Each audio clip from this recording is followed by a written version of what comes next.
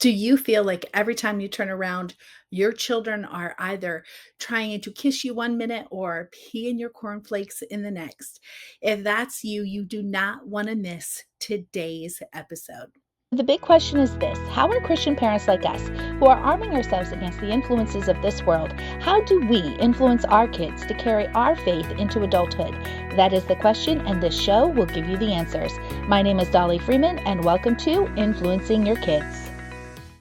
When serving at a homeschool convention, I had this sweet woman come up to me, a mother of a teenager, and I remember her being so overwhelmed with the situation of her life and how she explained to me that her sweet boy can kiss her one minute on her face and pee in her cornflakes in the next.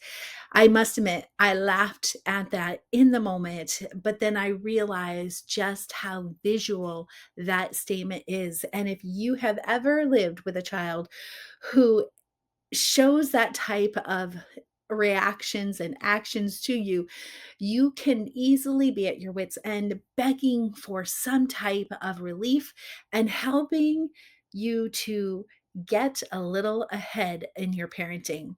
Now, I'm not a stranger to that feeling. I remember when our oldest child was in her preteens and I was struggling so much with honor.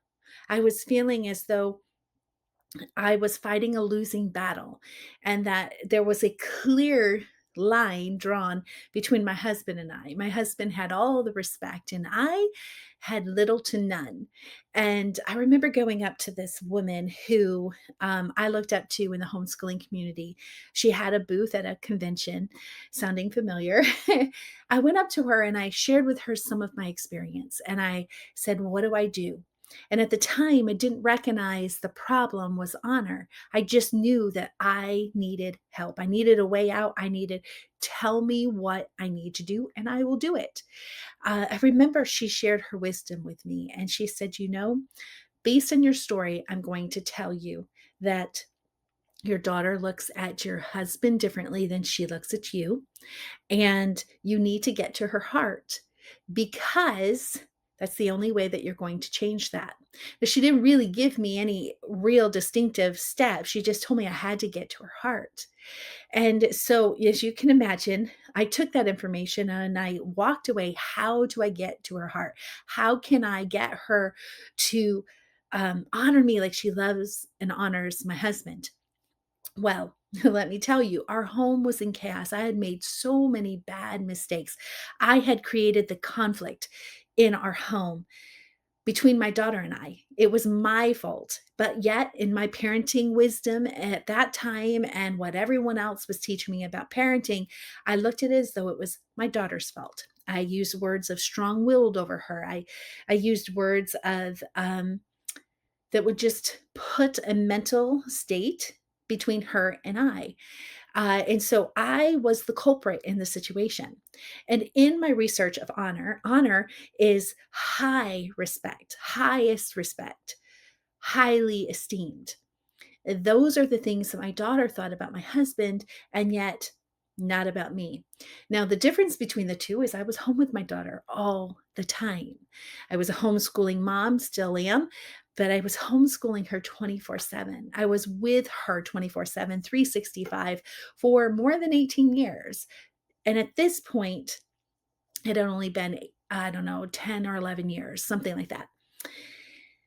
Well, I got to this place of recognizing that my husband reacts to her differently than I react to her differently. It's not our actions. We both are loving actions. We both had the same way of acting towards her. It was the reacting that was the difference. And in my reactions of her actions, I was causing the lack of respect. So I'm going to teach you something that most people will not be teaching you. If you want honor, you must earn the honor, just like trust. So, in order to be highly respected and highly esteemed, we must act a certain way and react a certain way in order to have that honor. That honor is a gift, it is not expected. I know you're probably sitting here and thinking, well, just a second. The fifth commandment says, honor your father and your mother. It does, but also in Ephesians 6, it says, fathers, do not aspirate your children. So we must sit and think right after saying, honor thy father and thy mother. Then it says, fathers, do not aspirate your children. Now, father and mother should both be there. But what I want you to recognize is that honor is a result of a relationship. It's not at the beginning, it's the result of a relationship. So we must take ownership of our relationship with our children, our parenting, and we must recognize that in order for us to have honor, we must earn it.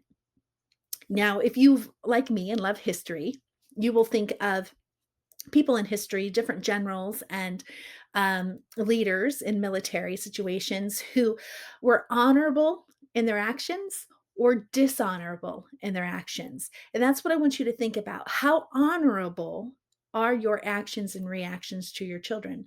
How dishonorable are your actions and reactions? I want you to think about that. And I want you to start taking action about those. Now, I made so many mistakes. I I am not going to sit there and sit in guilt over it because I have been forgiven from it. But I do want to say that in my mistakes is what I see many, many parents making. Because I said so, do as I say and not as I do. Acting one way and expecting your children to act another, having two different standards, one for you and one for everybody else. These type of things are dishonorable actions.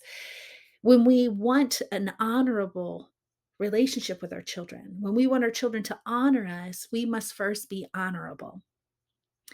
So, to have more honorable, we must be loving in our actions to our children. And that is one thing that I know that my husband has always been. He's always been that loving first. I have always been the temperament one. And I was the reason my daughter was not able to honor me. It was me. And so, not understanding that, not having that wisdom back then, it caused a lot of friction, a lot of conflict. So, what I want you to sit and I want you to recognize is when we do not have honor from our children, we tend to fight, we tend to get on the defensive. But what if you recognize that there is a spirit in your relationship, in you, that is causing this conflict, that is arising up and causing not highly esteemed, not highly respected, but lowly respected, lowly esteemed? What is it that we as parents can do